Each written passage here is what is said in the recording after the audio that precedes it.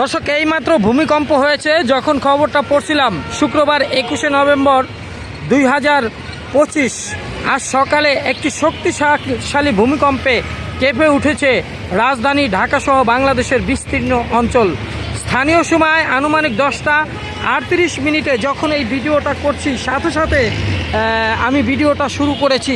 দেখুন, মানুষজন রাস্তাঘাটে নেমে আসছে অলরেডি, এবং এই ভূমিকম্পের তীব্রতায় রাজধানী ঢাকা এবং দেশের অন্যান্য স্থানে আতঙ্ক ছড়িয়ে পড়ে। বহু মানুষ ঘর ও কর্মস্থল ছেড়ে নিচে নেমে আসে এবং প্রাথমিকভাবে কয়েকটি সংবাদ মাধ্যম ভয়াবহ ভূমিকম্প বলে উল্লেখ করেছে।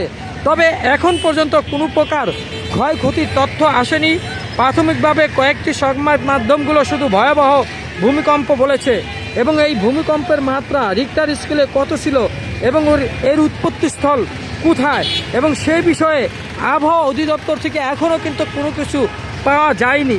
তবে প্রতিক্রিয়া কিন্তু চলছে। তবে অনেক সংবাদ উৎস জানিয়েছে যে ভূমিকম্পটি ঢাকাসহ দেশের বিভিন্ন স্থানে জোরালোভাবে অনুভূত হয়েছে, এবং ভূমিকম্পর পরই বিভিন্ন জায়গায় থেকে ক্ষয়ক্ষতির খবর জানার চেষ্টা করছে।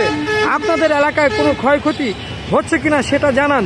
সময় শুক্রবার 21শে নভেম্বর 10:38 এই ভূমিকম্পটি হয়। ব্যাপক ভূমিকম্প অনুভূত হয়েছে কিন্তু এই দেশে।